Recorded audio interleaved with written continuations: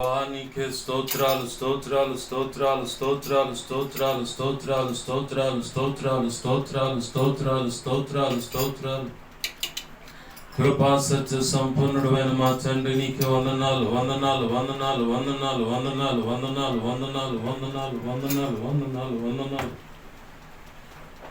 హల్లెలూయా హల్లెలూయా హల్లెలూయా హల్లెలూయా హల్లెలూయా హల్లెలూయా.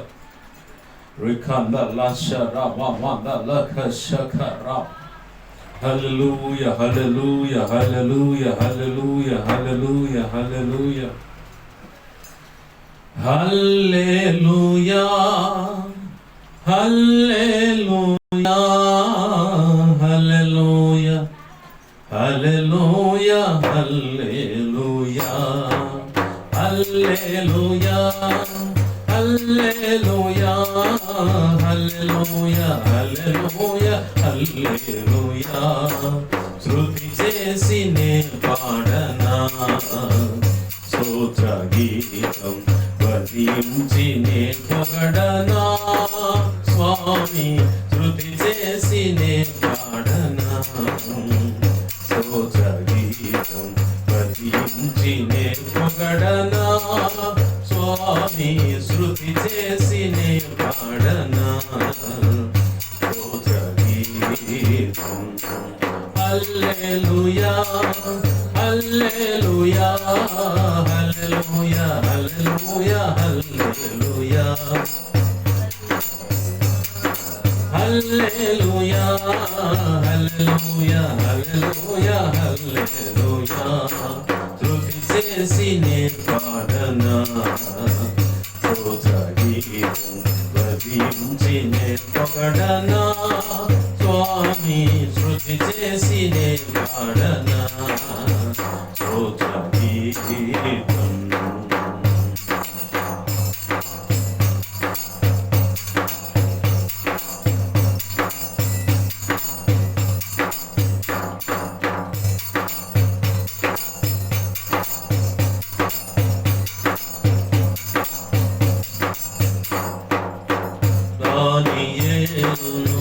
సింహపు బోనులు కాపాడినది నీవే కదా. దానియేలును సింహపు బోనులు కాపాడినది నీవే కదా. జల ప్రళయములో నోవాను కాచిన జల ప్రళయములో నోవాను కాచిన బలవంతుడవు నీవే కదా. నీవే కదా నీవే కదా నీవే కదా. హల్లెలూయా హల్లెలూయా హల్లెలూయా హల్లెలూయా హల్లెలూయా హల్లెలూయా హల్లెలూయా హల్లెలూయా హల్లెలూయా హల్లెలూయా. శృతి చేసి నే పాడనా స్తోత్ర గీతం భజించి నే పొగడనా స్వామి. శృతి చేసి నే పాడనా స్తోత్ర గీతం భజించి నే పొగడనా స్వామి. శృతి చేసి నే పాడనా స్తోత్ర గీతం.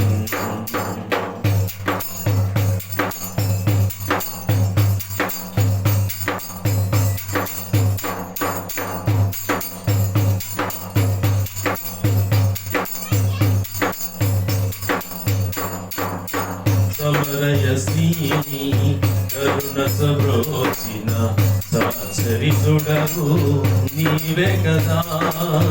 సమరయశ్రీని కరుణతో బ్రోచిన సచరితుడవు నీవే కదా.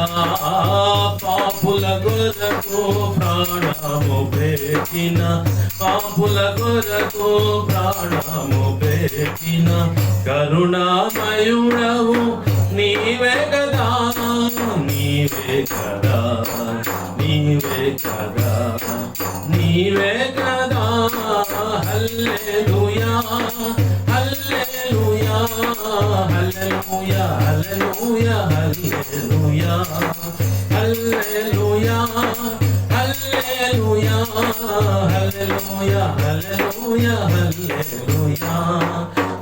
చేసి నే పాడనా స్తోత్ర గీతం భజించి నే పొగడనా స్వామి స్తుతి చేసి నే పాడనా స్తోత్ర గీతం.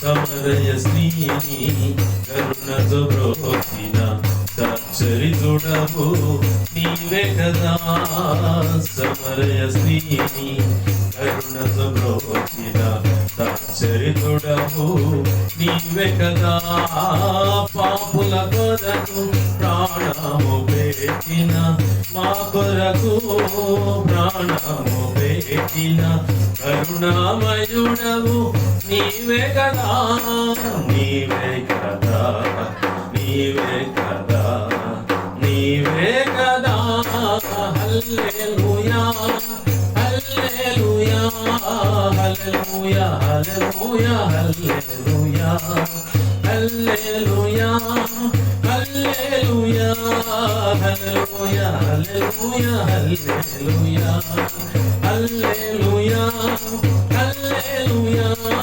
హల్లెలూయా హల్లెలూయా హల్లెలూయా హల్లెలూయా నిఖదలఖ శఖరబ వందలఖ శఖర నిఖదలఖ శఖరబ వందలఖ శఖరబ కదలఖ శఖరబ వందలఖ శఖరిబ కదలఖ శఖరబ వందలఖ శఖరబ కదలఖ శఖరబ వందలఖ శఖరబ నిఖదలఖ శఖరబ కదలఖ శఖరబ వందలఖ శఖరిబ కదలఖ శఖరబ వందలఖ శఖరబ కదలఖ శఖరబ వందలఖ శఖరిబ కదలఖ శఖరబ వందలఖ శఖరబ కదలఖ శఖరబ వందలఖ శఖరబ కదలఖ శఖరిబ కదలఖ శఖరబ వందలఖ శఖరబ అంధకార చీకటి శక్తులు బంధకాల నుంచి ప్రతి ఒక్కరికి విడుదల కలుగుతారు. ఆత్మదేవుడు బలముగా దిగి వచ్చున్నాడు. ప్రతి రోగం నుంచి స్వస్థత, ప్రతి చీకటి అంధకార శక్తులు చాతబడి చిల్లంగి బాలమడి క్షుద్రపూజల నుంచి ఈ లోక కుల దేవి దేవతల దేవుడు ఎదుట చేయబడిన పూజల బంధకాల నుంచి అష్ట దిగ్బంధ నుంచి కూడా సంపూర్ణమైన విడుదల, సంపూర్ణమైన విడుదల. అనారోగ్య కారణాల నుంచి, దీర్ఘకాల వ్యాధుల నుంచి కూడా విడుదల. బలమైన పరిశుద్ధాత్మ అభిషేకం కోసం ఆశపడ్డ ప్రతి ఒక్కరిపై బలముగా బలముగా పరిశుద్ధాత్మ దిగి వస్తుంది. కదలఖ శఖరబ కదలఖ శఖరబ కదలఖ శఖరబ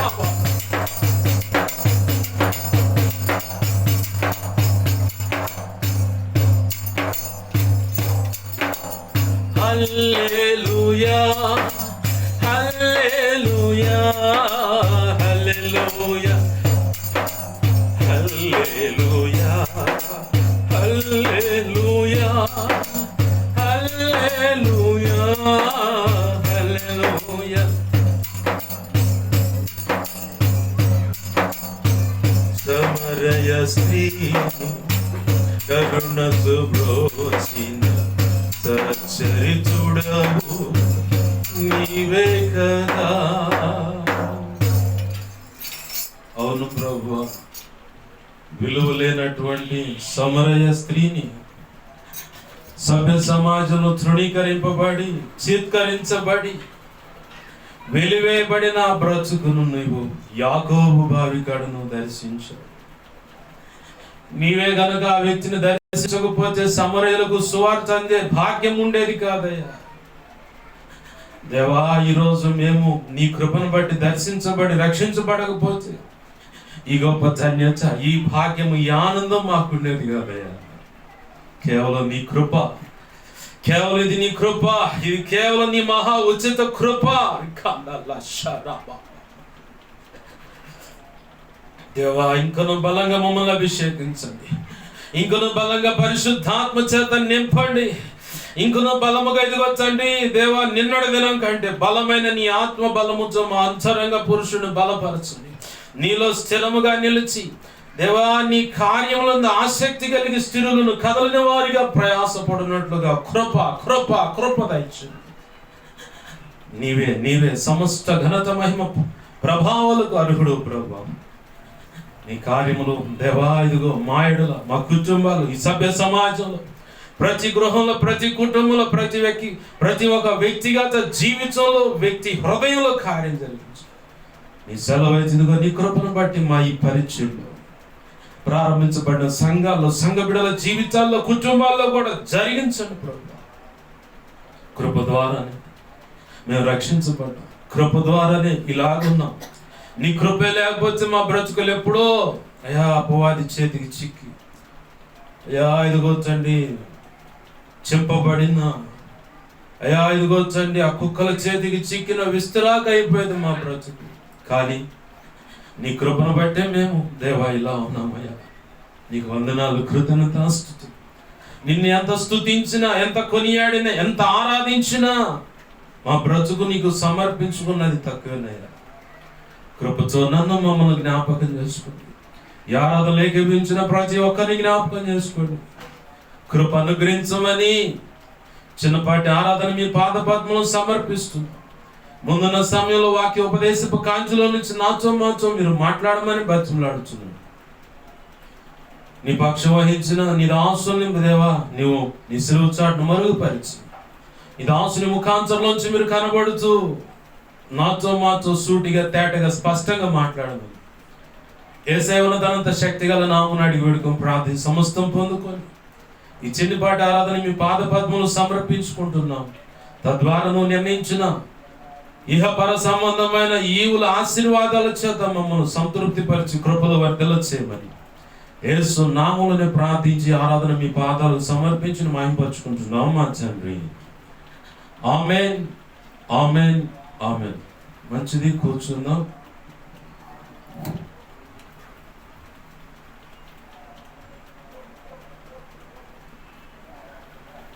పరిశుద్ధ గ్రంథం తెరుద్దామండి. అపోస్తలుల కార్యములు,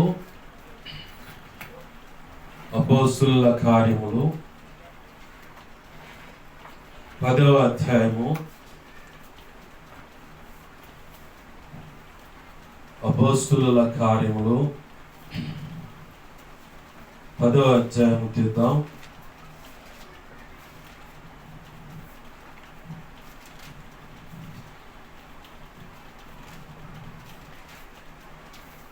పదవ అధ్యాయము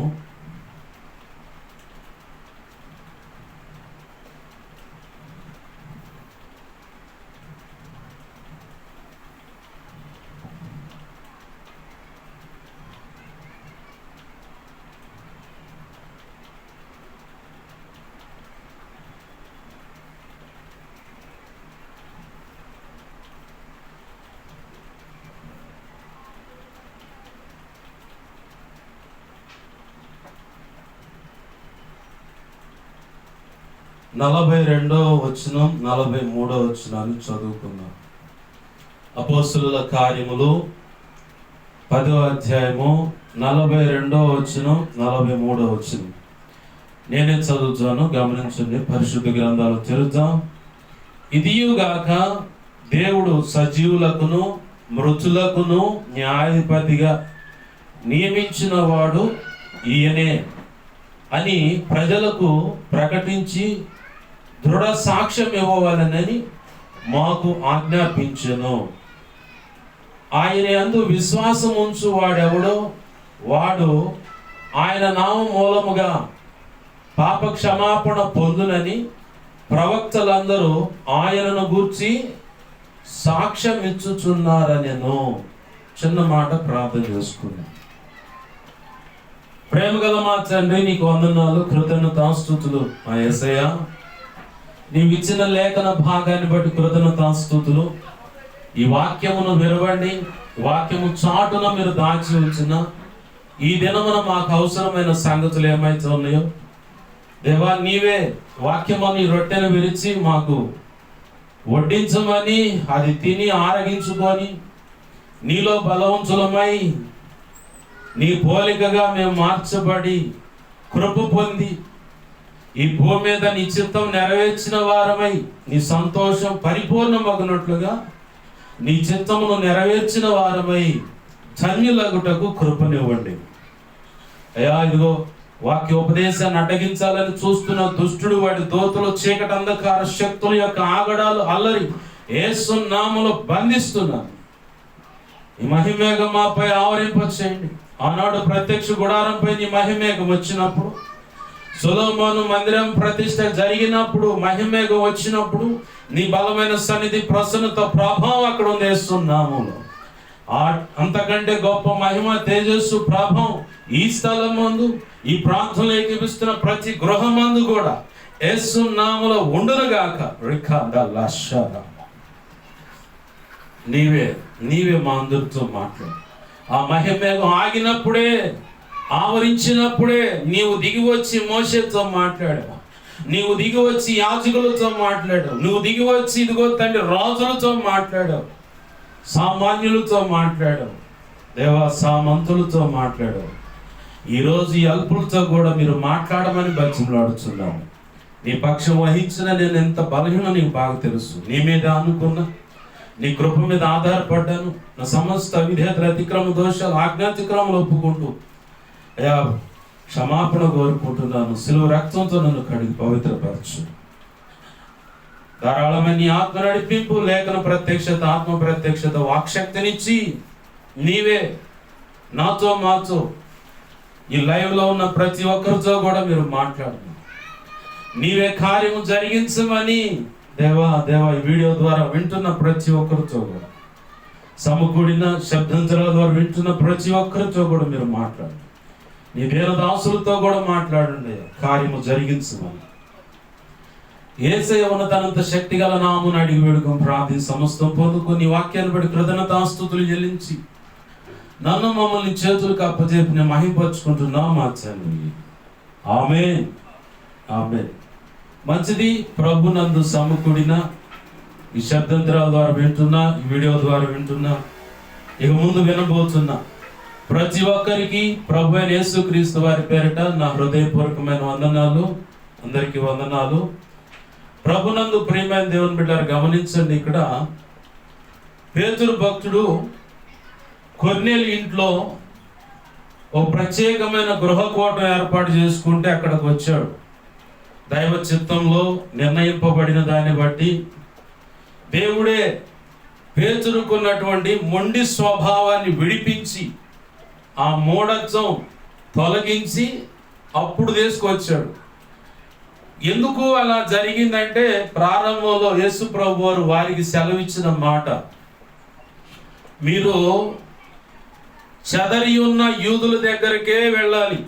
ఎవరంటే వాళ్ళు చెదరిపోయారు, పలు ప్రాంతాల్లో స్ప్రెడ్ అయి ఉంటున్నారు యూదులంతా. ఆ 12 గోత్రాలకు సంబంధించిన ప్రజలు ఆయా ప్రాంతాల్లో చెదరిపోయి బ్రతుకుతున్నారు.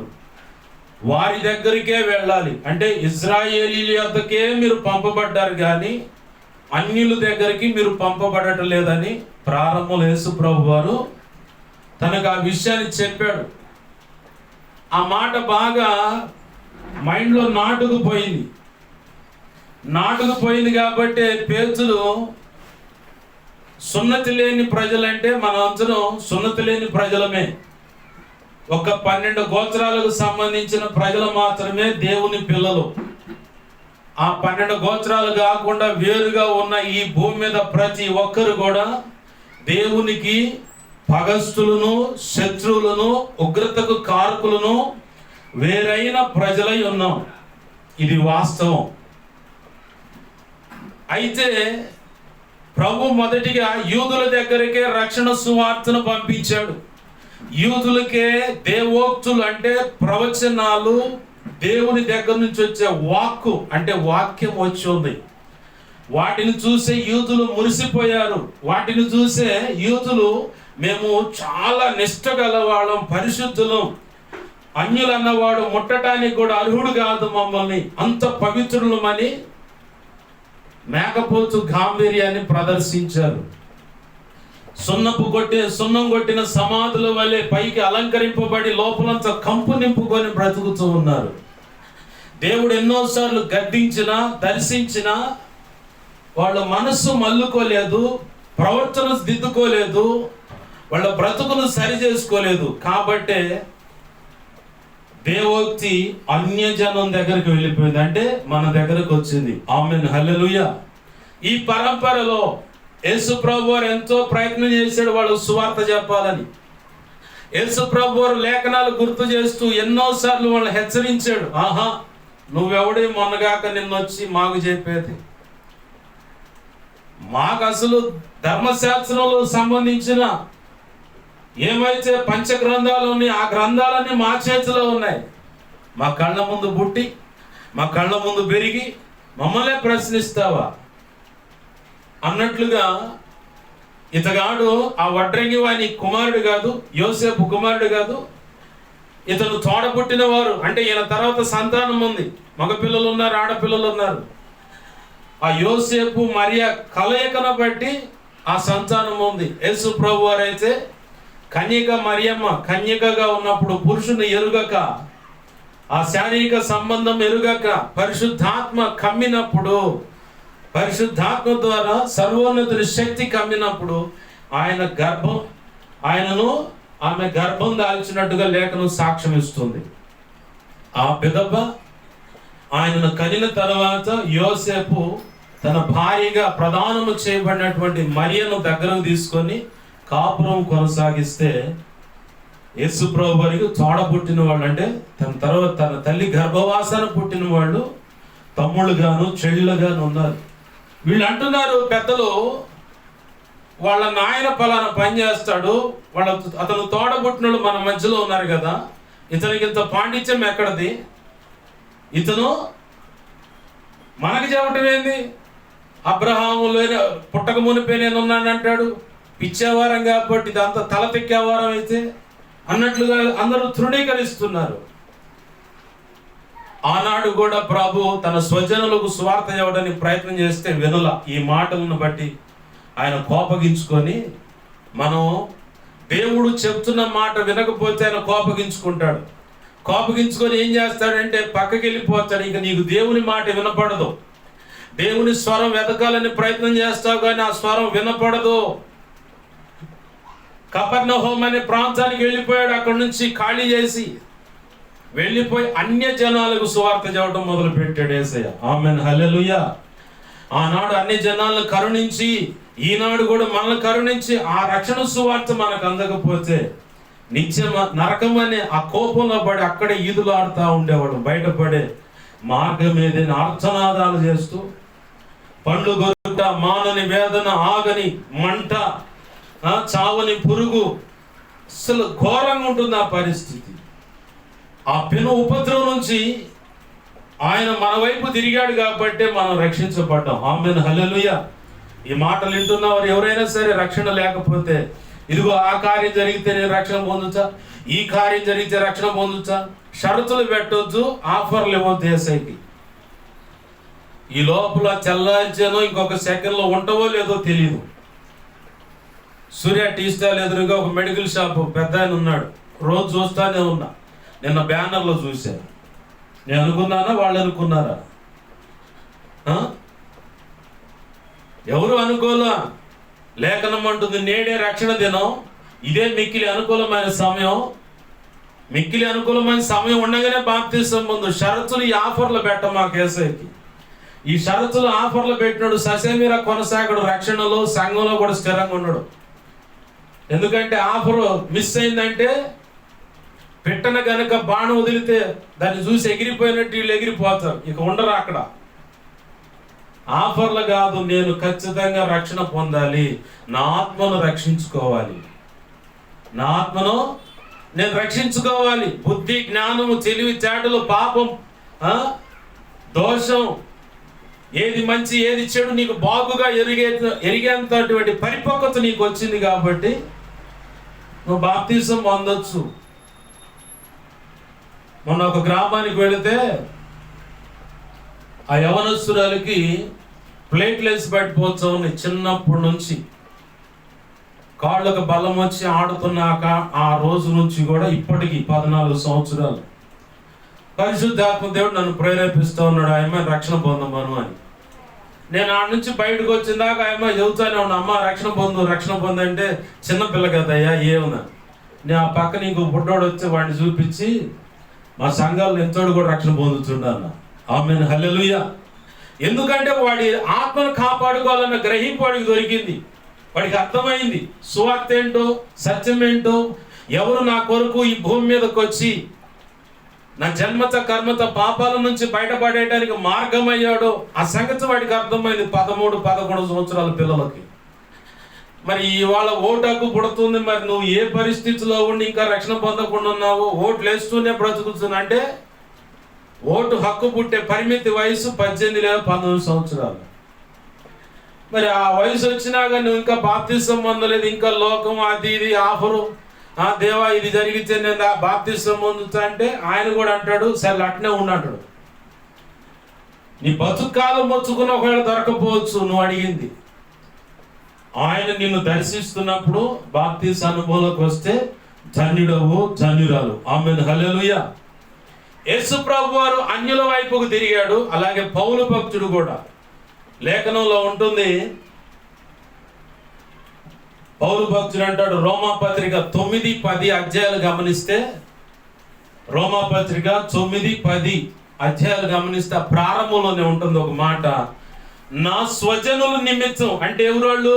ఈయన బెన్యామీను గోత్రపు మంచోడు అనమాట. బెన్యామీను గోత్రంలో పుట్టినటువంటి మంచి భక్తుడు.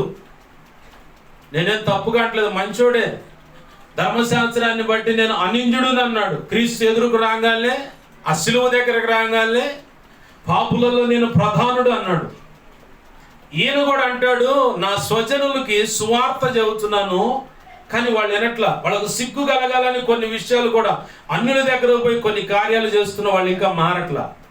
అయితే నా స్వజనుల నిమిత్తం నేను దేవునికి వేరే శాపగ్రస్తుడిని, అంటే నరకానికి వెళ్ళటానికే నేను ఇష్టపడుతున్నాను, నా వాళ్ళని ఎలా అయినా రక్షించుకోవాలని. అంత తీవ్రంగా బాధపడుతున్నాడంటే వారు మాట విన్నారనే, మాట వినలేదనే గమనించాలి. ఇక్కడ మాట వినట్లేదనేగా, మాట వెనకనే కదా అన్ని తెప్పలు తెచ్చుకునేది. రోగాలైనా, సమస్యలైనా, ఇరుకైనా, ఇబ్బంది అయినా, ఏదైనా అంతే. పౌలు భక్తుడు అన్నాడు, ఇక మీకు సువార్త చెప్పడం నా వల్ల కాదులే కానీ దేవుని వాక్యం అన్యుల దగ్గరికి వెళ్ళిపోతుంది, ఇదిగో నేను వెళ్ళిపోతుంది, అన్యులు చెప్పుకుంటానని పెక్కు సైతం, పెక్కు అంటే ఎక్కువ అని అర్థం, పెక్కు సైతం ఎక్కువ శాతం అన్యుల మధ్యలోకే వెళ్ళి సువార్త చెప్పాడు. అన్యుల మధ్యలోనే గృహాల్లో సంఘాలు కట్టాడు. అన్యులనే సంఘ కాపరులుగా, అంటే ఆనాడు సంఘ పెద్దలే సంఘ సేవకులు.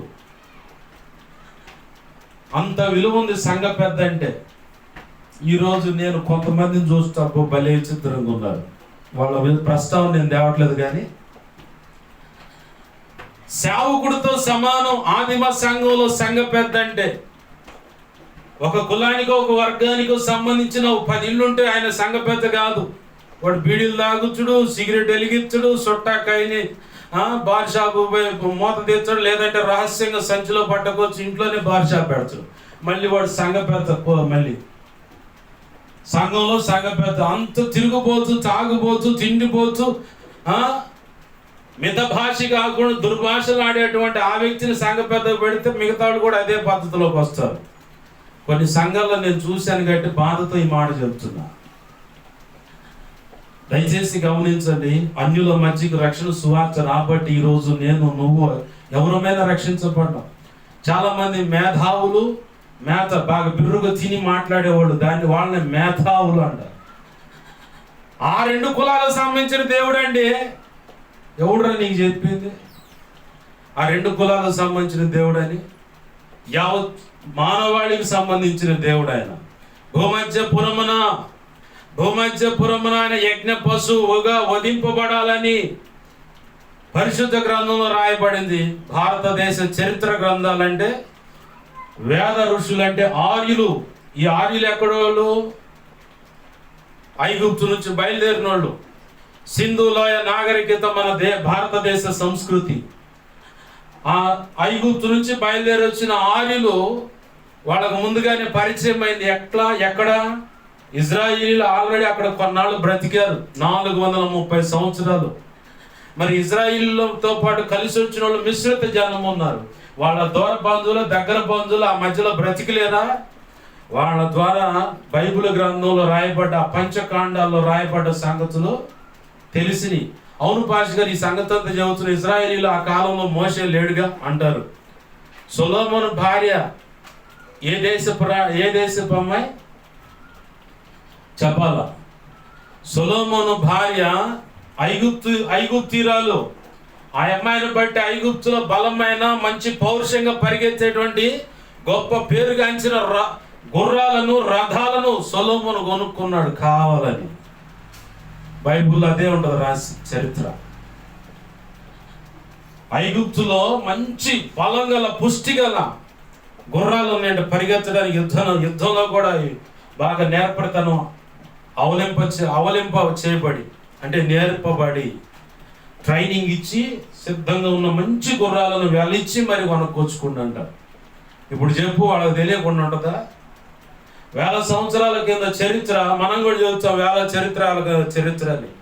భూమధ్యపురమున నీ కొరకు, నా కొరకు, సర్వ మానవాళి కోసం ఆయన రక్తం చిందించాడు, ప్రాణం పెట్టాడు, పునరుత్థానుడై తిరిగి లేచాడు. నమ్మిన ఎడల, ఆయన రక్తాన్ని ఆశ్రయించిన ఎడల, నమ్మకంగా రక్తాన్ని ఆశ్రయించి నువ్వు బ్రతికిన ఎడల ఆ పునరుత్థానంలో పాలిభాగస్తుడు అవుతావు. ఆమేన్, హల్లెలూయా. బాగుంది. యేసు ప్రభువు వారు సెలవిచ్చిన మాట పేతురు పట్టుకొని అలాగనే భక్తి చేస్తా ఉన్నాడు, ప్రకటన చేస్తా ఉన్నాడు. ఇతనికి అన్యులంటే ససేమిరా పడదు, అపవిత్రులు వారు. ధర్మశాస్త్రం చెబుతుంది వాళ్ళకి వెళ్ళి చూడకూడదు, వాళ్ళు ముట్టకూడదు, నిష్ఠగా ఉండాలి యూదులు అంటుంది. ఆ క్రమంలోనే పేతురు ఉన్నాడు. పేతురు ఎవరు? యూదుల్లో ఒకడే, కానీ చేపలు పట్టి వృత్తిలో బ్రతుకుతున్నాడు. యూదుల్లో ఒకడే, చేపలు పట్టి వృత్తిలో ఉన్నాడు ఆయన. వాళ్ళకి ఏం పేరు పెట్టారంటే బెత్సవాళ్ళు అని చెప్పని వాళ్ళకి పేరు పెట్టారు ఆ కాలంలో. ఈరోజు కూడా చాలా మంది అక్కడక్కడ ఉన్నారు. ఆ తెనాలి ప్రాంతానికి ఒక కుటుంబంకి వెళితే వాళ్ళు బెత్సవాళ్ళు అని చెప్పని చెప్పుకొచ్చారు. ఏంటి అది వాళ్ళ సాక్ష్యం అంటే, యేసన్న గారికి చాలా సన్నిహితమైన కుటుంబం అంట. శాపలక్క అని పేరు పెట్టి పిలుచుడంట ఆయన యేసన్న గారు. నిజం. నేను ఆశ్చర్యపోయాను, నువ్వెంత ధన్యురాలు తల్లి అని. దేవునికి మహిమ కలుగును గాక, హల్లెలూయా. అయితే ఈ మూఢత్వంలో బ్రతుకుతున్నటువంటి ఈ వ్యక్తికి ఆ మొండితనాన్ని విడిపించాడు. ఒక చోట ఆశ్రయం పొందాడు. తెలిసిన చరిత్రే. మధ్యాహ్నం 12 గంటలప్పుడా, ఇంచుమించు 12 గంటలప్పుడా ఎప్పుడు ఆయన ఎక్కింది. పగలు ఇంచుమించు 3 గంటల వేళ అని కొర్నేలు ఇంటి గురించి చెప్పబడుతుంది. పగలు ఇంచుమించు 12 గంటలప్పుడు 9వ వచనంలో చెప్పబడుతుంది. ఎవరు ఇక్కడ 12 గంటలప్పుడు మిద్దె మీదకి ఎక్కింది? ఆ డాబా పైకి ఎక్కింది ఎవరంటే పేతురు గారు. దర్శనంలో చూస్తా ఉన్నాడు. చతుష్పాద జంతువులు అంటే ఈ లోకంలో యేసు ప్రభు వారే ఏమైతే శాపగ్రస్తమని ఎంచాడో, ప్రాకెటి పురుగులైనా, రెక్కలు గల పక్షులైనా, ఎగిరే సీతాకోచిలుకలు, వీటిలో కూడా శాపగ్రస్తమైనవి ఉన్నాయి. ప్రభు నోవాహు పడవ దగ్గర చెప్తాడు, శాపగ్రస్తమైనవి మగవి, ఆడవి, అవి ప్రాకెడి పురుగులైనా, క్రూర మృగాలు అంటున్నాం కదా ఇప్పుడు. వాటిలో శాపగ్రస్తమైనవి మీరు తినగలిగేవి, పవిత్రమైనవి, అవి 2 జంటలుగా 7 రకాలుగా వస్తాయి లోపలికి. వాటిని ఆహ్వానించు, నేను ఆజ్ఞాపించాను అన్నాడు. అలాగే శాపగ్రస్తమైనటువంటి ఆ చతుష్పాద జంతువులు ఆ పెద్ద చెంగు చాపలా కనపడుతుందంట, దాని మీదకి దిగొస్తా ఉంది. పేతురుతో ముమ్మారు చెప్తా ఉన్నాడు దేవుడు, వాటిని చంపుకొని తినంటే పేతురు అంటున్నాడు, ప్రభువా శపితమైంది ఎప్పుడు నా నోట పడలేదు కదా. అంటే ఈయనకు అర్థమవుతుంది ఈ శాపగ్రస్తమైనటువంటి వ్యవహారం, ఆ తిండి. ఈ లోపల ఆ దర్శనం అయిపోయింది, ప్రార్థన ముగించుకున్నాడు. కిందకి రాగానే ఇద్దరు వ్యక్తులు కాచుకొని వచ్చారు. ఆ ఇంటి వాకిట నిలబడిడ సీమోను అను చర్మకారుని ఇంట, చర్మ వ్యాపారస్తుడు అతను. ఆ వ్యాపారస్తుడి ఇంట్లో సీమోన్ అనే మారు పేరు గల పేతురు అనే వ్యక్తి ఇక్కడ ఉన్నాడట. ఉన్నాడా అని చెప్పంటే ఆ ఉన్నాడు రండి. దేవుడు అన్నాడు వాళ్ళతో అభ్యంతరం చెప్పకుండా వెళ్ళు అన్నాడు. ఆమేన్, హల్లెలూయా. మనలో కుల మత జాడి మొండితనం, ఆ మొండితనాన్ని విడిపించడానికి కొన్ని పరిస్థితులు దేవుడు అనుమతించి బిర్రుగా బిగజీసుకొని ఉంటావు కదా, ఆ స్థితిగతులను బట్టి నీకు రాజీ పడే పరిస్థితికి తీసుకొస్తాడు. ఎందుకంటే అందరూ సమానమే అని నీకు తెలియటానికి. ఆమేన్, హల్లెలూయా. ఏ ఒక్కరిని తృణీకరించకూడదు. ఏ మతాన్ని కానీ, ఏ కులాన్ని కానీ, ఏ డినామినేషన్ కానీ తృణీకరించరాదు, ద్వేషించరాదు అన్నాడు భక్తుడైనటువంటి ముంగమూరు దేవదాసయ్య గారు. దేవుడే తృణీకరించినప్పుడు నువ్వెవడవి పలానా కులం తక్కువ, పలానా కులం, పలానా మతం, పలానా ఇది అని తృణీకరించడానికి, వేరు బంధాలుగా చూడటానికి నీకు హక్కు లేదు. కారణం లేఖనం కాంచిలో పేతురు కూడా ఇదే మొండితనం పడితే కొన్ని పరిస్థితులు, అంటే శాపగ్రస్తం అంటే దైవ చిత్తానికి వేరమైనటువంటి పరిస్థితులు నీ ఇంట్లోనే కొన్ని నడిపించి అనుమతించి, ఇప్పుడు చెప్పు నా కుటుంబం నాకు ఏంది నీ సంగతి, ఇప్పుడు చెప్పు నా పిల్లగాడు అంటున్నావు కదా ఏంది సంగతి, ఇప్పుడు చెప్పు నా కూతురు అంటున్నావు కదా చెప్పు ఏంది సంగతి, ఇప్పుడు చెప్పు నీ కుటుంబం కులం మతం అంటున్నావు. ఈ కులం మతాన్ని పీకులాడేవాడికి ఆ మత పెద్దలు వ్యతిరేకం అవుతారు, వాళ్ళే తప్పుడు ప్రచారం చేస్తారు, వాళ్ళే పెద్ద పెద్ద రాళ్ళు వేస్తారు. ఎవరికి వెళ్ళిపోతుంది? ఇప్పుడు నా ప్రభు వైపు చూస్తే నువ్వు అన్ని విధాలు ఆశీర్వదింపబడతావు. ఆమేన్, హల్లెలూయా.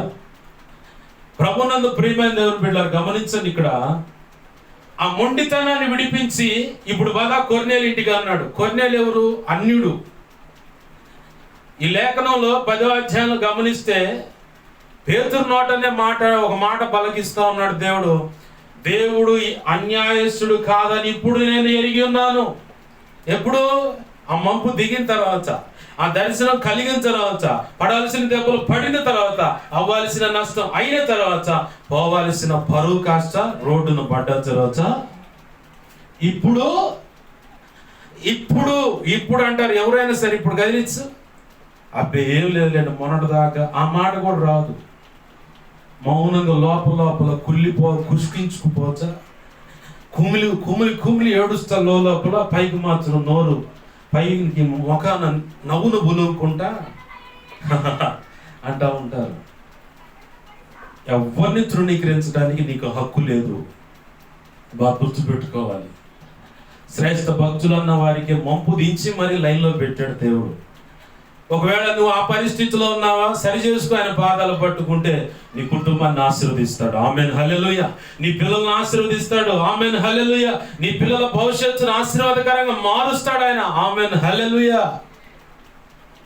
పాడైపోయింది నా బిడ్డ జీవితం, పాడైపోయింది నా కొడుకు జీవితం, పాడైపోయింది నా కూతురు జీవితం, పాడైపోయింది నా కుటుంబ సాక్ష్యం అంటున్నావా? నా ప్రభు వైపు నువ్వు నమ్మకంగా మళ్ళగలిగితే, నమ్మకంగా ఆయన ఎదుట చూడగలిగితే, ఆయన ఎదుట నువ్వు కనిపెట్టగలిగితే, ఆశ్చర్యకరంగా నిన్ను, నీ కుటుంబాన్ని ఆశీర్వదిస్తాడు. నీ సాక్ష్యాన్ని పరిమళింపజేస్తాడు. ఆమేన్, హల్లెలూయా. పేతురు కొర్నేలు ఇంటికి రాగానే ఆ ఇల్లంతా పరిశుద్ధాత్మ చేత నింపబడింది. ఆమేన్, హల్లెలూయా, హల్లెలూయా. పరిశుద్ధాత్మ చేత నింపబడగానే అందరూ భాషల్లో ప్రవచిస్తూ ఉన్నారు. పేతురు నిలబడి ఒక్క మాట ప్రకటించాడు అంతే. అన్యుల్లోనూ కూడా దేవుడు రక్షణ పొందాలని ఆశించాడు. కాబట్టి ఏ మాత్రం భేద తారతమ్యాలు చూపకుండా ఆయన రక్షించుకుంటున్నాడు. కాబట్టి యేసుక్రీస్తు అందరికి ప్రభు అన్నాడు. ఆమేన్, హల్లెలూయా. ఈ మాట పేతురు కడమ అపోస్తులకి కూడా దేవుడు అంటే యేసు ప్రభువు వారు దృఢముగా సాక్ష్యం ఇవ్వాలని ఆజ్ఞాపించాడు. అంతకు ముందున్న ప్రవక్తల ద్వారా కూడా ఆ సాక్ష్యం పలికించాడు. బాగుంది. ఇంతకీ ఏం మాట్లాడుతాడు దేవుడు నాతో అని సందేహం గల వాళ్ళు కొంతమంది ఉన్నారు. కట్టే కొట్టే తెచ్చే పెట్టన్నట్టుగా 3 మాటల్లో తగ్గొట్టాలని ప్రభు కృపను బట్టి ఆశపడుతున్నాను. ఇప్పటి వరకు ఉపోద్ఘాతం అంటే పునాది వేయబడింది. ఇప్పుడు అసలు సబ్జెక్ట్లోకి వస్తున్నాం. వారు ఏం చేశారంటే దృఢముగా సాక్ష్యం ఇచ్చారు. ఈరోజు సగటు వ్యక్తికైనా, కుటుంబానికైనా, సంఘానికైనా సాక్ష్యము చాలా అవసరం. సాక్ష్యం అంటే ఏంది? చాలా మంది ఒక ఆడపిల్ల ఎవరి చేతైనా బలాత్కారం చేయబడితే అంటే ఎవడైనా దొమ్మిగా వెళ్ళిపోయి ఆమెని శారీరకంగా పాడు చేస్తే, అనుభవిస్తే ఆమె గురించి ఏమంటారు? చెరిపివేయబడింది, లేదంటే శీలం పోగొట్టుకుంది, మనం పోయింది అంటారు. సాక్ష్యమైన, శీలమైన, మానమైన పర్యాయ పదాలు ఒకటే అర్థం, సాక్ష్యం లేదా పరువు పోయింది అంటారు. ఇవన్నీ సాక్ష్యానికి సాదృశ్యమైనటువంటి పర్యాయ పదాలు. ద్వంద్వ, ద్వితీయ అనేది కూడా రెండే. రెండు అనేది కూడా, రెండు అనే మాటకు పర్యాయ పదాలు ద్వంద్వ, అలాగే ద్వితీయ అనే మాటలు రెండు అనే మాటకు అర్థం. దేవునికి మహిమ కలుగును గాక. హల్లెలూయా. ప్రభునందు ప్రియమైన దేవుని బిడ్డలారా గమనించండి. సాక్ష్యం, క్రీస్తుని నువ్వు వెంబడించక మునుపు సభ్య సమాజంలో నీ గురించి, నీ కుటుంబం గురించి ఒక సాక్ష్యం ఉంది. మా ఇంటి గురించి నేను ఒకవేళ సాక్ష్యం ఇవ్వాల్సి వస్తే మా ఇంట్లో, మా ఊర్లో పోయి కనుక్కోండి, వారు ఒకళ్ళు జోలి పోరు. ఎవడైనా వాళ్ళ జోలికి వస్తే మాత్రం వాడి సంగతి తేలవందే వదిలిపెట్టరు. మా ఊరు మొత్తానికి తెలుసు మా సంగతి. ఇక్కడ కూడా కొంతమందికి తెలుసు ఈ నర్సరావుపేట పట్టణంలో. వారు ఒకళ్ళ జోలి పోరు. ఎవడైనా వాళ్ళ జోలి వస్తే వాడి సంగతి చాలా ఉంది. ఎందుకంటే ఎవరితో పెట్టుకున్నారు, వాళ్ళ యొక్క స్థితిగతులు ఎంత పరపతి గలదో, పెట్టుకుంటే ఎంత దాకా పోతుందో అన్న సంగతి మా ఊరు మొత్తానికి తెలుసు. మేము ఒకప్పుడు నా ప్రాంతాల్లో కూడా తెలుసు. అక్కడక్కడ సెటిల్మెంట్ అంటే పోలీస్ స్టేషన్ ఏదైనా సమస్యలు వస్తే వాళ్ళ దగ్గర పోయినప్పుడు వాళ్ళు చెప్తారు, మేమేమో అనుకున్నాం కానీ చాలా విషయాలు వీళ్ళకి తెలుసు, చాలా జాగ్రత్తగా ఉండాలని. కొన్ని స్టేషన్లు అయితే మేము వాడు అడుగు పెడుతుంటే వాడు చెప్తారు, అయినా వాళ్ళని ఎందుకు గెలిచారు, వాళ్ళు ఎందుకు వచ్చారని. అంతే. ఎందుకు ఆ మాట అంటారంటే ఇక్కడెక్కడ పని కాకపోతే డైరెక్ట్ సీఎం కాడ పోయి కూర్చోండి డైరెక్ట్గా. ఇది మాకున్న అలవాటు. నా కుటుంబం గురించి, నా గురించి చెప్పుకుంటాం అంటే మా కుటుంబ సభ్యుల గురించి చెప్పుకుంటా వస్తే ఈ సాక్ష్యం లోకంలో ఉంది. నీ గురించి, నీ కుటుంబం గురించి లోకంలో ఓ సాక్ష్యం ఉంది. ఏది? రక్షణ అనుభవంలోకి రానప్పుడు. ఇది మొట్టమొదటిగా సాక్ష్యం, అది అందరికీ తెలిసింది. రెండవ సాక్ష్యం ఏంటంటే రక్షణ బాప్తిసం పొందటానికి ఏ పరిస్థితుల్లో నువ్వు రక్షణకు వచ్చావు అన్నది, అది రెండవ సాక్ష్యం. నువ్వు చెప్పగలవు, అయ్యా మా ఆయన తాగుబోతు, ఇలా గందరగోళమైన పరిస్థితి, ఆర్థికంగా కుదేలైపోయాం, మా అంటూ ఎవరు ఆదరించేవాళ్ళు లేరు. అయితే ఒక అమ్మ ద్వారా, ఒక అన్న ద్వారా, ఒక అక్క ద్వారా, ఒక చెల్లి ద్వారా ఇదిగో నేను రక్షణ సువార్త అందుకున్నాను. ఒకప్పుడు మా పరిస్థితులు అలా ఉన్నాయి, ఆ పరిస్థితుల నుంచి నేను బయటపడటానికి ఇదిగో ఆ అమ్మ, అతను కారణమయ్యారు. అయితే ఈ స్థితిలో ఉండగా నేను రక్షించబడ్డానని సాక్ష్యము. ఆమేన్. హల్లెలూయా. నన్ను అడిగితే చెబుతా, ఒకప్పుడు నేను ఇలా బ్రతికాను, ఒకప్పుడు మా ఇంటి పరిస్థితి ఇది, తర్వాత నేను యుక్త వయసులోకి వచ్చిన తర్వాత ఇలా అడుగులు వేసా, చివరికి చచ్చిపోదామని ప్రయత్నం చేశాను. ప్రభు కృపను బట్టి ఇలా ఒక వ్యక్తి ద్వారా దైవజనుడు పరిచయం అయ్యాడు. దైవజనుడు సువార్త అందిస్తే షాలేం రాజు గారి చేతులు బాప్తిసం పొందానని నేను ఇలా సాక్ష్యం ఇస్తాను. ఇది రెండవ సాక్ష్యం.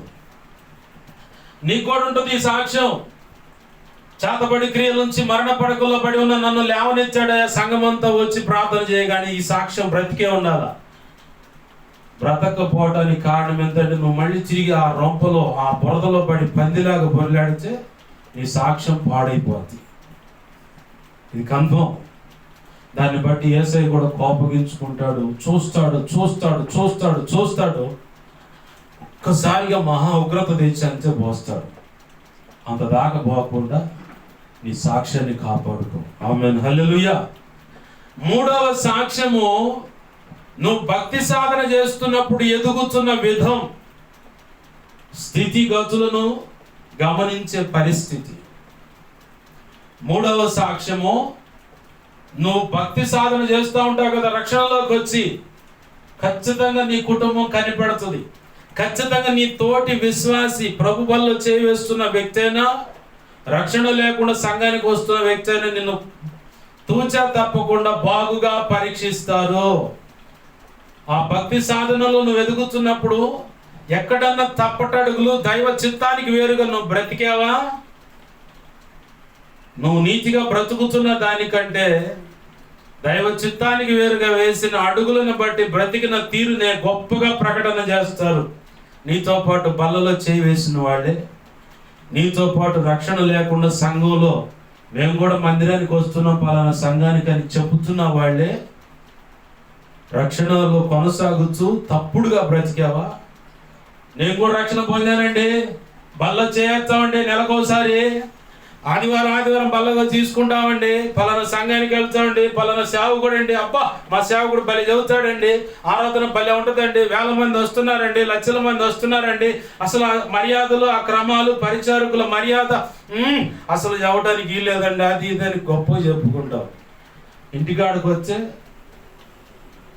సట్లు మోచే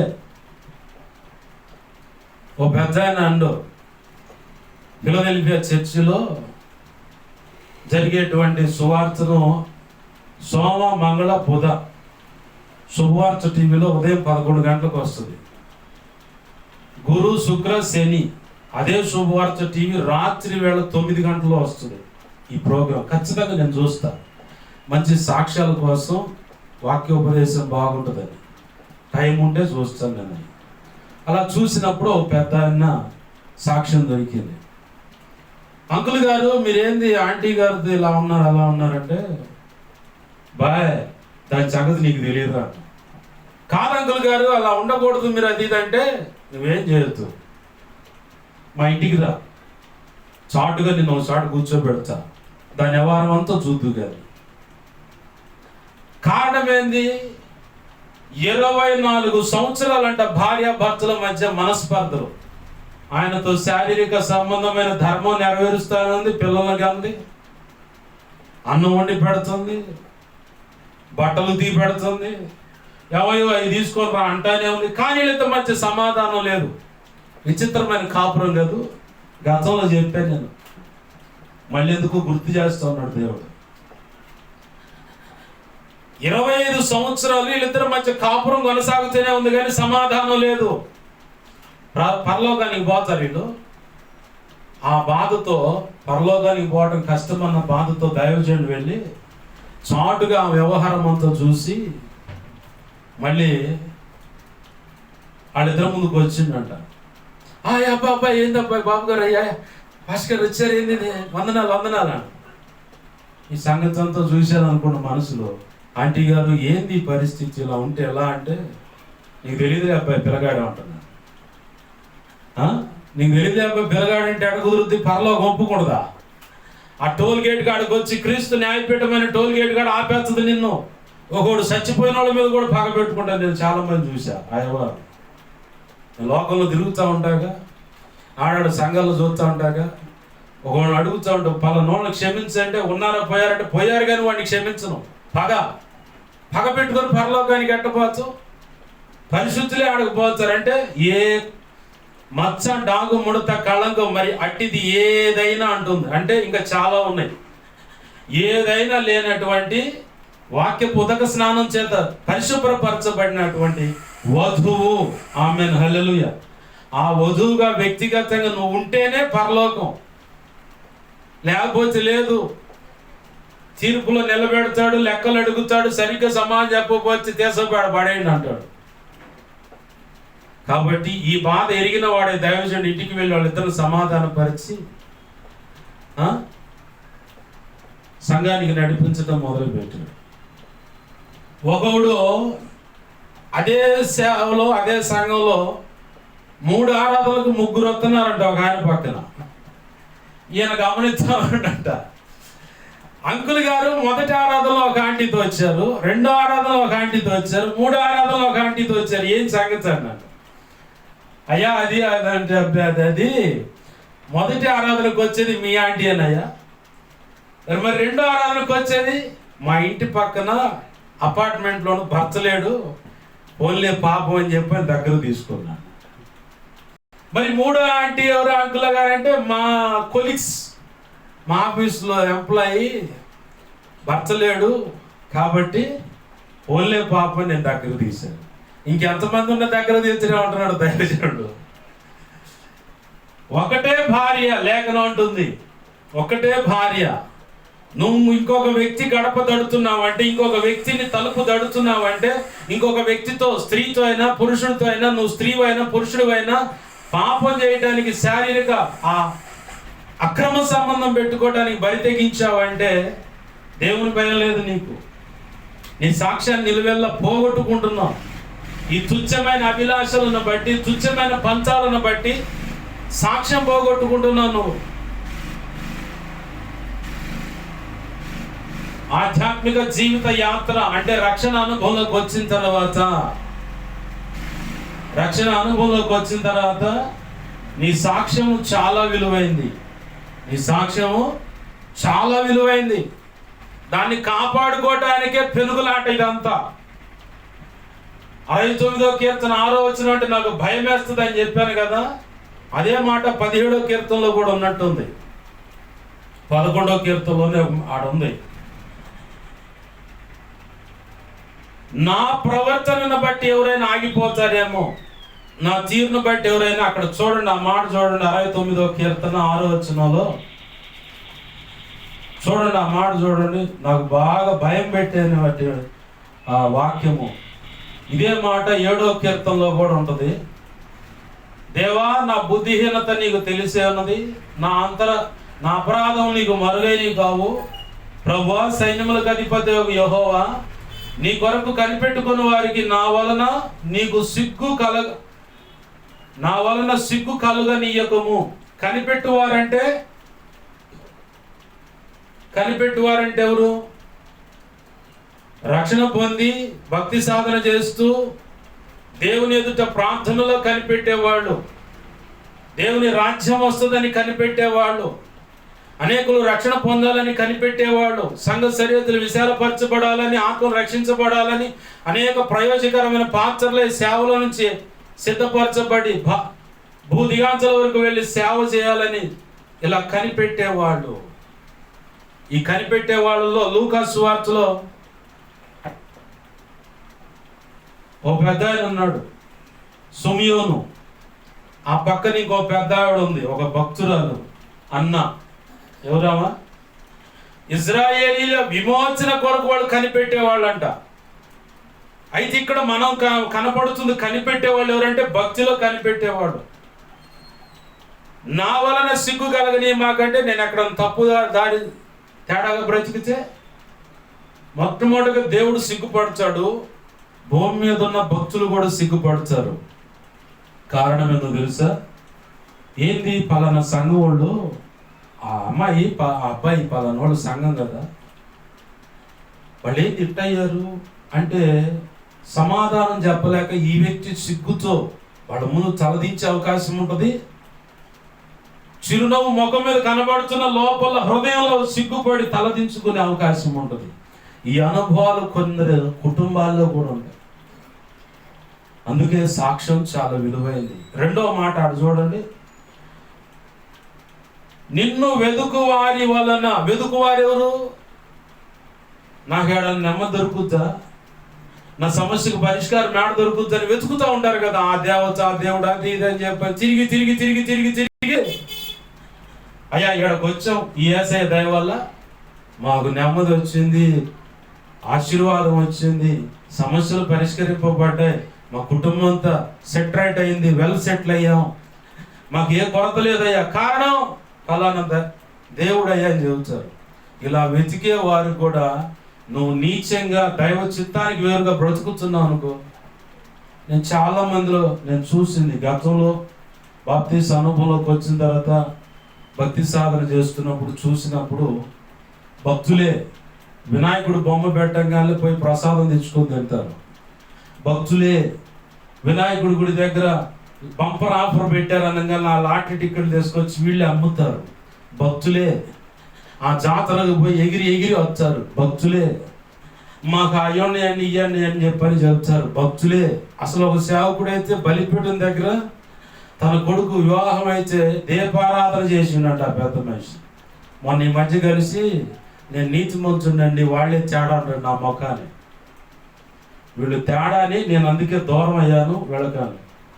దేవుడు అవకాశం ఇచ్చిందా కొందలేవు, నీకు ఇస్తే ఉంటుంది సర్ఫెక్స్లు త్రిపులెక్స్లు బట్టల సోడా కూడా వాడి తెల్లగా వచ్చిందా కుతుకుతా, ఆయన అనుమతి ఇవ్వాలి, అందుకే ఓపిక పడతా. నీకు వందలే ఉండని చెప్పాను అనుకున్నా. భక్తులే కృతజ్ఞత కూటం పెడతారు అమ్మనే, కానీ బుల్లెట్ బండి ఎక్కొచ్చు, అదే ఎక్కొచ్చు, ఇది ఎక్కొచ్చు. భక్తులే ఇక్కడ వాళ్ళ సంగతి కాదండి. నేను చాలా చూసా దేశం మీద, ఆయా ప్రాంతాలకు వెళ్ళినప్పుడు నేను చూసా. వాళ్ళ గురించి తెలుస్తున్నా, ఇక్కడ మా గురించి అనుకున్నారు లేనిపోయింది. పొరపాటును కూడా మీ వ్యవహారం ఎత్తను. విన్న దాన్ని బట్టి, వినపడుతున్న దాన్ని బట్టి నీ బ్రతుకు అలా ఉంటే సరి చేసుకో, అంతే.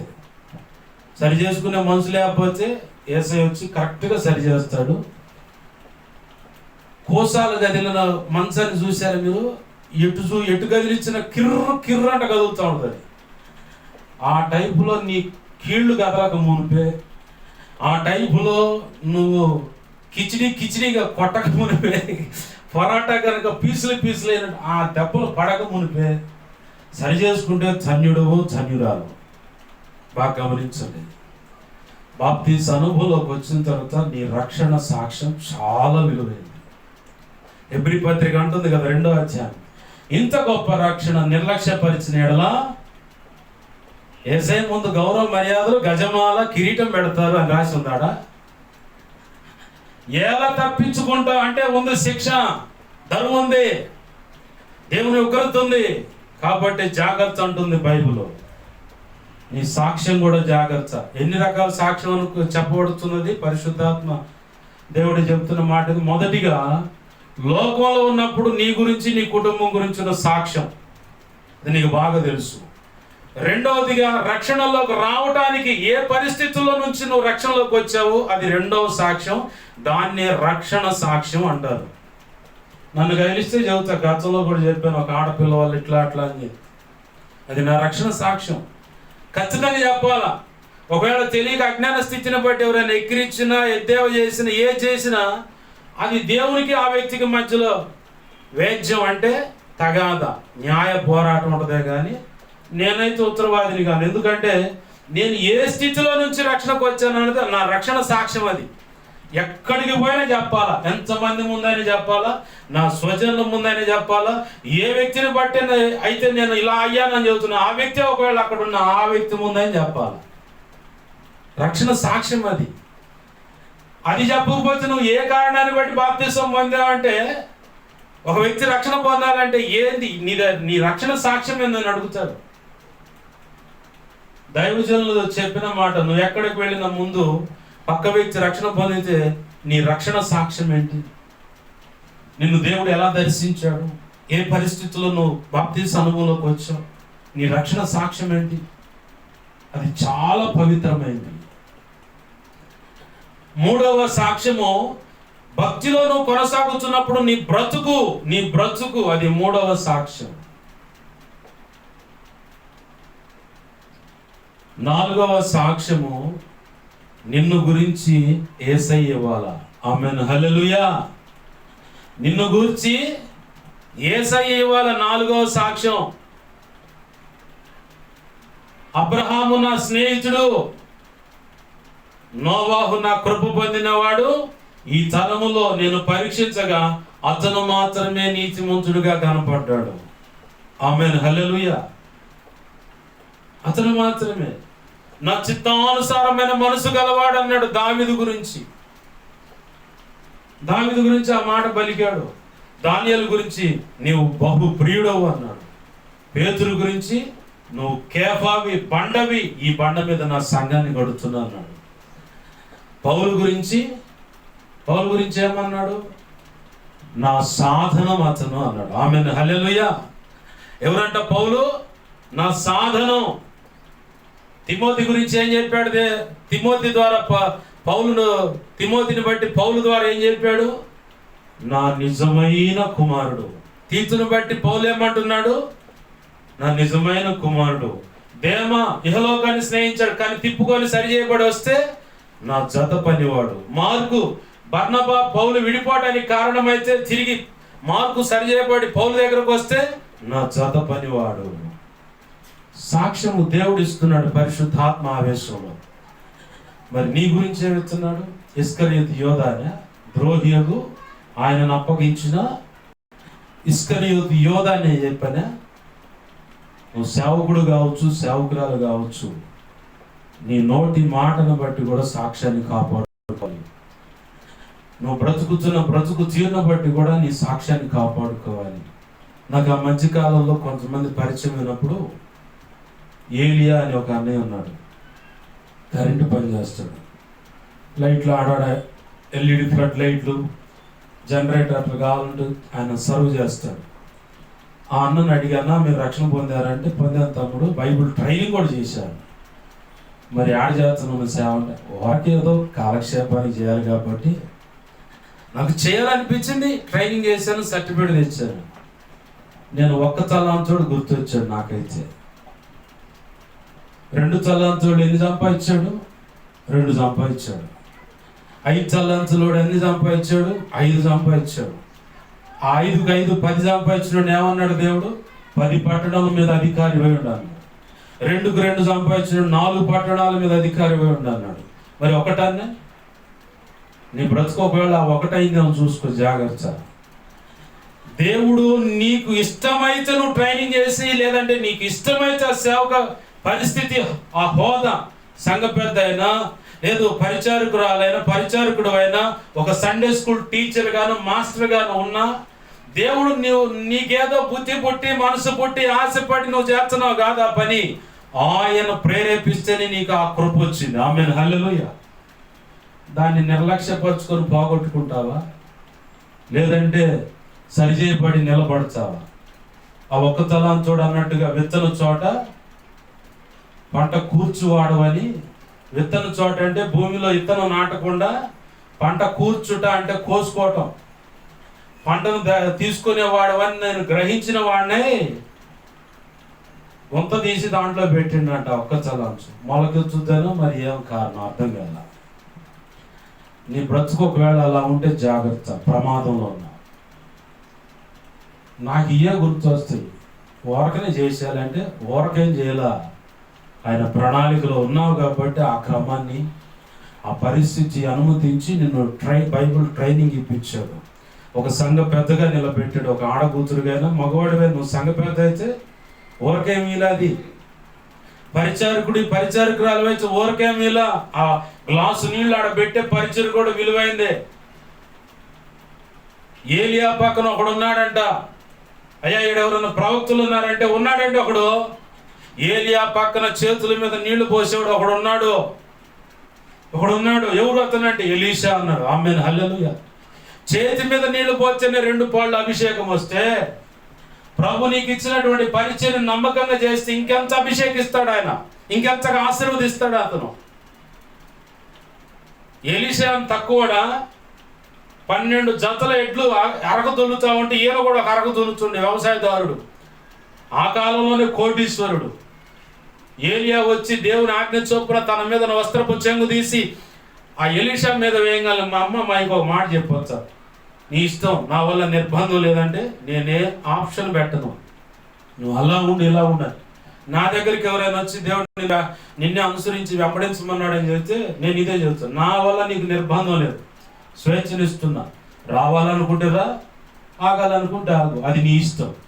దేవుడు నీతో మాట్లాడితే, దేవుడు నిన్ను దర్శిస్తే, అది కన్ఫర్మ్ అయితే నువ్వే వెంబడిస్తావు, నువ్వే నడుస్తావు, నువ్వే వస్తావు, నువ్వే ఉంటావు, అనుసరించి కృప పొందుతావు. దేవుని కృప. ఆమేన్. హల్లెలూయా. ప్రభునందు ప్రియమైన దేవుని బిడ్డలారా, బాగా గమనించండి. 4వదిగా దేవుడు నీ గురించి సాక్ష్యం ఇవ్వాలి. దేవుడు నీ గురించి సాక్ష్యం ఇవ్వాలి. ఈ 4లో ఇంకొకటి, మొట్టమొదటిగా దైవజనుడు కూడా నీ గురించి సాక్ష్యం ఇవ్వాలి. ఈమె నమ్మకమైన పరిచారకురాలు, ఇతను నమ్మకమైన పరిచారకుడని సాక్ష్యం ఇవ్వాలి. ఆ సాక్ష్యం పొందితేనే నువ్వు ధన్యుడు, ధన్యురాలవు. చాలా మంది దైవజనుల దగ్గర, దైవజనుడు దైవజనురాల దగ్గర మెప్పు పొందటానికి ఆ అమ్మట్ట ఈ అయ్యట్ట అని చెప్పని మూటలు మోస్తారు. అట్ట శపించబడి రోడ్డున పడ్డ జీవితాలు ఉన్నాయి. మందిరానికి రాకుండా, ప్రభు బలను సమీపించకుండా భ్రష్టులైన వాళ్ళు నేను చూస్తున్నాను. ఈరోజు ఉన్నారు చాలా మంది, నా కళ్ళ ముందు తిరుగుతూనే ఉన్నారు. అమ్మగారి దగ్గర, అయ్యగారి దగ్గర మెప్పు పొందాలని వాళ్ళే నిన్ను పరలోకానికి తీసుకెళ్ళు. అలా నోట్లో మోయటం వల్ల నువ్వు ఇంకా ఆధ్యాత్మిక భ్రష్టత్వాన్ని అనుభవిస్తావు. నీ ప్రార్థన జీవితం దిగజారిపోద్ది, విజ్ఞాపన జీవితం దిగజారిపోద్ది, వాక్యం మీద ఆసక్తి ఉండదు, లోక సంబంధమైన వ్యవహారాలు, అలవాట్లు, పద్ధతులన్నీ నీ హృదయంలోకి వచ్చి కూర్చుంటాయి, నీ బ్రతుకులోకి వచ్చి కూర్చుంటాయి, నీ ఇంట్లో నేను తెస్టేసుకొని ప్రతిష్ఠించబడ్డట్టుగా ఉంటాయి. నువ్వేం బాగుపడవు, అది మాత్రం గ్యారంటీ. మరి ఏం చేయాలి పాస్టర్ గారు అంటే, నీ సంఘంలోనే తోటి విశ్వాసం ఎవరైనా కావచ్చు, తేడా పడితే మోకాళ్ళేసి ప్రార్థన చేసినప్పుడు, కడుపు కాల్చుకొని ప్రార్థన చేసినప్పుడు నీకు తెలియకుండా విచిత్రమైన అర్థం కానటువంటి గొప్ప అభిషేకం నీ మీదకి వస్తుంది, కృప నీ మీదకి వస్తుంది, ప్రభు కనికరం నీ మీదకి వస్తుంది. నేను అనుభవించాను కూడా చెబుతున్నా. ఆమేన్. హల్లెలూయా. నా కళ్ళ ముందు పొరపాటు జరిగితే నేను చేసే మొట్టమొదటి పని, నువ్వు అట్టో నెట్టబోతా అని చెప్పను, ప్రార్థన చేస్తా, దేవునికి అప్పచెప్తా. దేవుడు ఎంతగా కోపడుతాడో అంతగా ఆ కోపాన్ని అడ్డుకోవడానికి ఏడుస్తాను ఆయన ఎదుట. నా సంఘం కాదు, నా సంఘానికి రారు, నా సంఘం అన్నది క్షమించండి, దేవుడు ఇచ్చి నీ సంఘానికి రాడు, పరిచర్యలోకి రారు, పరిచరిస్తులే కాదు. అయినా సరే క్రీస్తు రక్తాన్ని బట్టి వారు దేవుని పిల్లలు, యేసయ్య పిల్లలు, యేసయ్య సంఘంలో చేర్చబడ్డారు. ఆ తపన, ఆ తీవ్రత నీలో లేకపోతే నువ్వు చచ్చిపోయిన క్రైస్తవుడు, క్రైస్తవురాలి. అది బాగా గుర్తుపెట్టుకోవాలి. అర్థమైందా? నేనైతే ఏడుస్తా, సేవకుడు తేడా పడ్డా ఏడుస్తాను, సేవకురాలు తేడా పడ్డా ఏడుస్తాను, సంఘ పెద్ద, పరిచారకులు, విశ్వాసులు, ఏ సంఘమైనా కావచ్చు, వాళ్ళు నాతో పాటు క్రీస్తు రక్తాన్ని బట్టి దేవుని పిల్లలు. ఆమేన్. హల్లెలూయా. ఏడుస్తా నేను. ఇలా ఏడ్చి బాధపడి ప్రార్థన చేసినప్పుడు ఎన్నో కంపెనీ ముద్రలు వేశారు నా మీద, అట్ట ఇట్ట అది ఇది అని చెప్పి. ఇప్పటికీ పగబెట్టుకొని పళ్ళు గరికే వాళ్ళు ఉన్నారు, రకరకాలు చేసేవాళ్ళు ఉన్నారు. ఇదంతా వాళ్ళ వ్యక్తిగత విధేయతకు అప్పచెప్పేస్తున్నాను. దేవుడు తీర్పు తీర్చాలని కూడా కోరుకో, తెలియక అజ్ఞాన స్థితిని కూడా చేస్తున్నారు. అంతే, మౌనంగా ఉంటాను నేను. దేవుడే చూసుకుంటాడు. తెలియదేమో, తెలిసేలాగా ఆయనే చేస్తాడు. బాగా గుర్తుపెట్టుకోండి. ఎన్ని సాక్ష్యాలు? మొదటిగా లోకంలో ఉన్నప్పుడు నీ సాక్ష్యం, కుటుంబం, నీ విషయంలో. రెండవదిగా రక్షణలోకి వచ్చినప్పుడు సాక్ష్యం, అది చాలా విలువైనది, రక్షణ సాక్ష్యం అంటారు. మూడవదిగా నువ్వు భక్తి చేస్తున్నప్పుడు ఉన్న స్థితి, మూడవ సాక్ష్యం. నాలుగవదిగా దైవజనుడు నీ గురించి సాక్ష్యం ఇవ్వాలి. ఐదవదిగా దేవుడే నీ గురించి సాక్ష్యం ఇవ్వాలి. ఆరవదిగా నువ్వు చనిపోయిన తర్వాత, అంటే ప్రభునందు నిద్రించిన తర్వాత అనేక ప్రాంతాల్లో నీ గురించి సాక్ష్యం ఇవ్వాలి. ఆమేన్. హల్లెలూయా.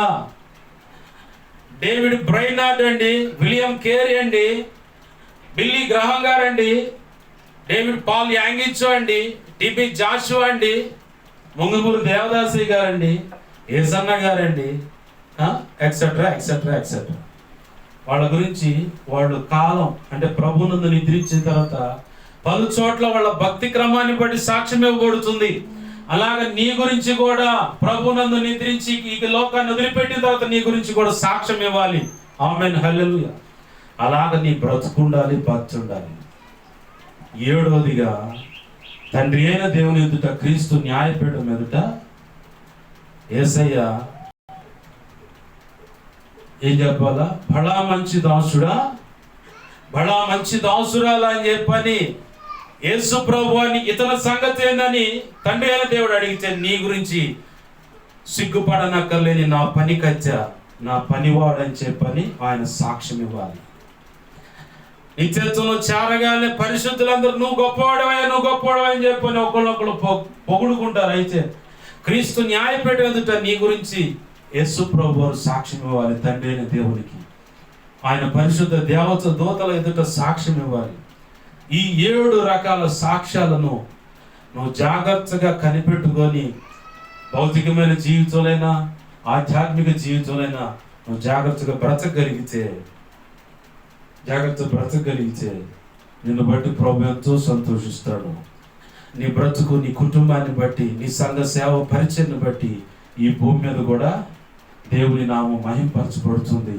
అనేక ఆత్మలు రక్షించబడతాయి, అనేక మంది పురికొల్పబడతారు, ప్రయోజకరమైన పాత్రలు అవుతారు.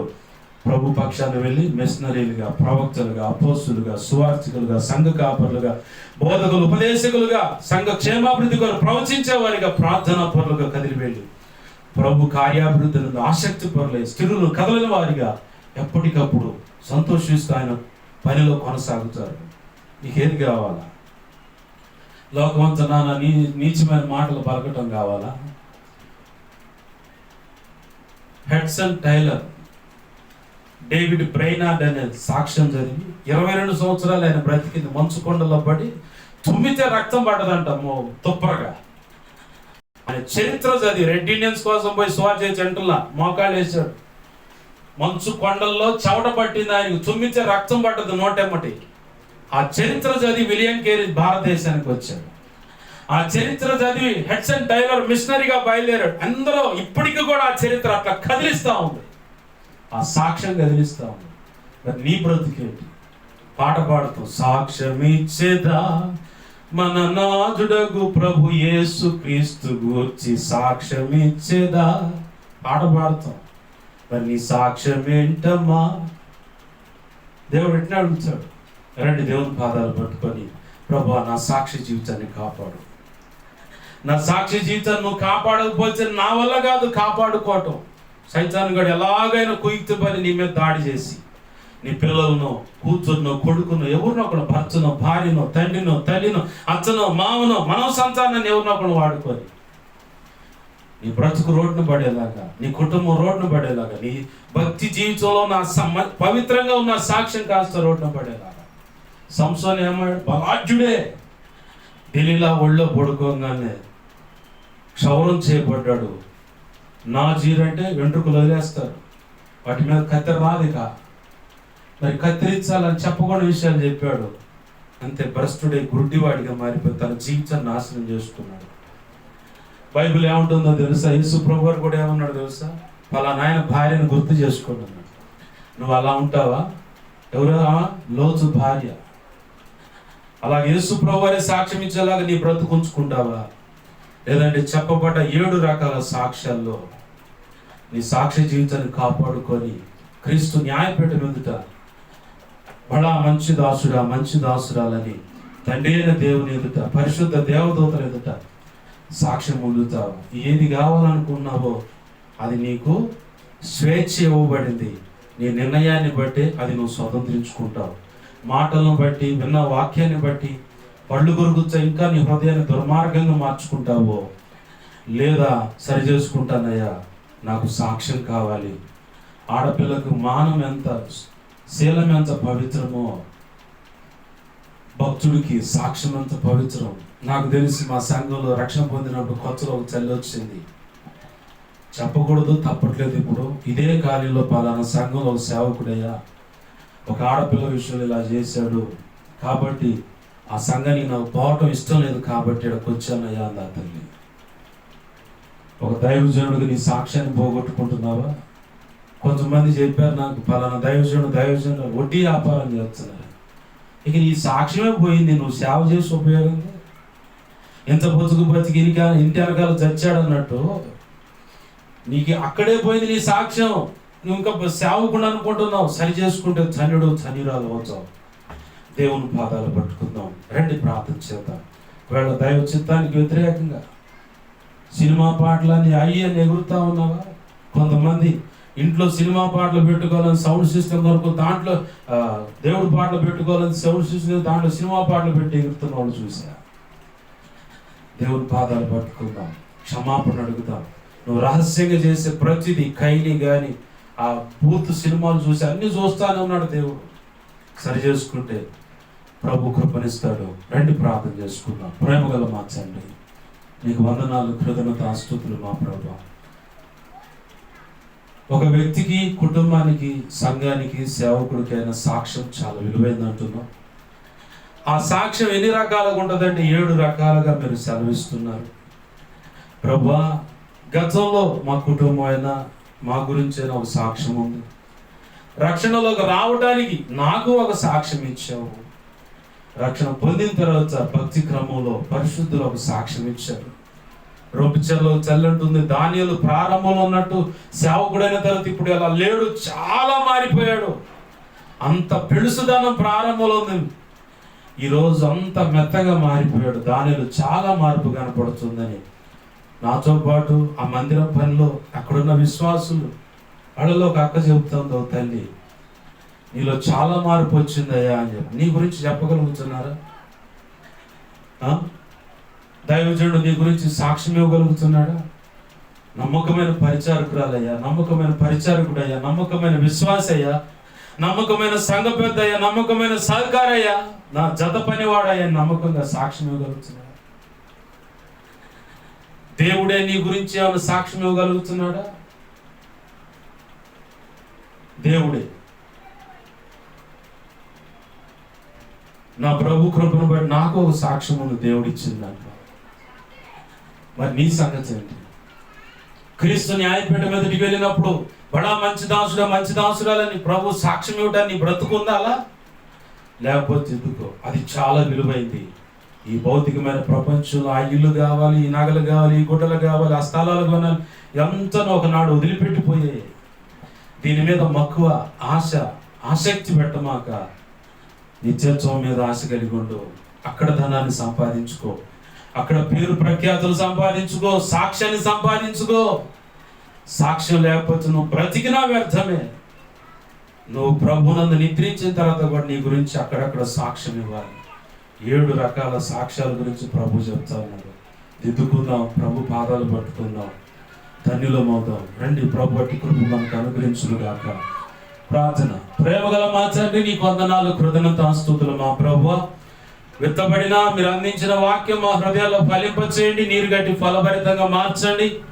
మా సాక్ష్యం చాలా విలువైందయ్యా. మా సాక్షి జీవితాన్ని మీరే నీ కృపను బట్టి కాపాడండి. అన్ని విషయాల్లో కృప కలుగునుగా కేస్తున్నాములో నీవే తోడు నడిపించమని వర్తమానం విన్న ప్రతి ఒక్కరిలో ఒక కనువిప్పు కలుగు చేసి మార్పును తీసుకురండి. వినబోతున్న వారిలో కూడా కనువిప్పును తీసుకురండి దేవ, మార్పును తీసుకురండి ప్రభువా. అయ్యా, నీ కార్యములు జరిగించమని, నీ చిత్తం నెరవేర్చమని ఈరోజు ఇలాగ ఈ మొదటి ఆరాధన జరిగించినందుకు కృతజ్ఞతాస్తుతులు చెల్లిస్తూ నాకు, మాకు, మా మీద ఇంకెవరికైనా కళలో, నిద్రలో, దర్శనాలు, స్వప్నాలు చూపించబడ్డ సమస్త చీకటి శోధన ప్రభాని పాసలు వేస్తున్నాం, వాటిని బంధిస్తున్నాం, లయపరుస్తున్నాం. బంధించి లయపరిచినందుకు కృతజ్ఞతాస్తుతులు. నాకు, మాకు, మా మీద ఇంకెవరికైనా కళలో, నిద్రలో, దర్శనం, స్వప్నాలు చూపించబడ సమస్త మంచి కళ, మంచి దర్శనం, మంచి స్వప్న, నిద్రలో చూసి సమస్త మంచి నీ పాసన యెహోవా యేసునామములో త్వరపెట్టే జరుగును గాక, నెరవేర్చబడునుగా. త్వరపెట్టి జరిగేలా చేసి నెరవేర్చిన కృతజ్ఞతాస్తుతులయ్యా. నీ వాక్యాన్ని హెచ్చించుకుంటున్నావు, నీ నామాన్ని గణపరుచుకుంటున్నావు. 2 తిమోతి 1:12 ప్రకారం నన్ను మమ్మల్ని చేతులకు అప్పచెప్పుకుంటున్నాం. ముందున్న ఈ వారం అంతట్లో సంఘ క్రమాల్లో మీరు దీవెనకరంగా జరిగించమని, తోడై ఉండమని, సంఘ బిడ్డల జీవనోపాధి పనుల్లో తోడని, క్షేమాన్ని అనుగ్రహించమని, ఆధ్యాత్మిక క్షేమము, సాక్ష్యాన్ని కాపాడమని, నీ కృపలో వర్తిల చేయమని, మా అనుదిన ఆధ్యాత్మిక ఆహారము సమృద్ధిగా దయచేసి కృపలో వర్తిల చేయమని, ఆత్మచేత బలపరిచి, ఆత్మ బలము చేత అంతరంగ పురుషుని బలపరిచి, స్థిరపరిచి, కృపలో క్రీస్తు యేసు సంపూర్ణతకు సమానమైన సంపూర్ణతను అనుగ్రహించి వర్ధిల్ల చేయమని, మా ప్రియుడు మా రక్షకుడైన యేసయ్య నామములోని ప్రార్థించి సమస్తం పొందుకొని కృతజ్ఞతాస్తుతులు చెల్లించి నన్ను మమ్మల్ని చేతులకు అప్పచెప్పుకున్నాం మా తండ్రి. ఆమేన్. ఇప్పుడు మన తండ్రి అయిన దేవుని ప్రేమయు, ఆయన ప్రియకుమారుడైన యేసుక్రీస్తు వారి కృపయు, పరిశుద్ధాత్మ దేవుని అన్యోన్య సహాయ సహవాసము, సమకూడిన శబ్దంతరాల ద్వారా ప్రార్థనలు ఏకీపిస్తున్న, ఈ వీడియో ద్వారా ప్రార్థనలు ఏకీపిస్తున్న, అలాగే సార్వత్రిక సంఘంలో ఉన్న సకల పరిశుద్ధులకు, ఈ ప్రాంతంలో ఉన్న ప్రతి సంఘానికి, సంఘ బిడ్డలకు, సేవకులకు, కుటుంబ సభ్యులకు, ఈ ప్రాంత ప్రజలకు, కలిగిన సమస్తానికి, చర స్థిరాస్తులు పసిబిడ్డ పెద్దల వరకు అందరికీ నిత్యత్వము చేరు పర్యాంతర వరకు సదాకాలము చూడకుండి, రక్షణ లేని వారిని రక్షణ అనుభవంలోకి నడిపించును గాక, రక్షణ పొందిన వారిని క్రీస్తు యేసు సంపూర్ణత సమానమైన సంపూర్ణతలోకి తీసుకొచ్చును గాక, అలాగే ఆయన పని జరిగించును గాక, సాక్ష్యాన్ని కాపాడును గాక. క్రీస్తు న్యాయపీఠం ఎదుట బడా మంచి దాసురాలని ఆయనే మన రక్షకుడు, మన ప్రాణప్రియుడు, మన ప్రాణేశ్వరుడైన మన వరుడు యేసునాథుడు సాక్ష్యం ఇచ్చి మనలందరినీ గణపరిచి ఆయన గొప్పగా సంతోషించును గాక. అలాగూ ప్రభు యేసుక్రీస్తు ఆయన కృప, ప్రేమ, ఆత్మ కార్యం జరిగించును గాక. ఆమేన్. యేసు రక్తములకించి, ప్రభు యేసు రక్తములకించి, ప్రవేశిస్తున్నాము సంపూర్ణమైన విజయం కలుగును గాక. అపవాది వాడు దోతలు, చీకటి, అంధకార శక్తులు, కిల్లలన్నిటికీ ఎంత ప్రమాదకరమైన మాదిరి ప్రయోగాలు అన్నిటికీ అనంతరం సర్వనాశనం ఇచ్చినాశనం కలుగును గాక. ఆమేన్. యేసు రక్తములకి జయము, జయము, జయము. హల్లెలూయా, హల్లెలూయా, హల్లెలూయా. అందరికీ వందనాలు. ప్రభు యొక్క మహోచిత కృప మనందరికీ చూడండి నడిపించును గాక. ఆమేన్. అందరికీ వందనాలు.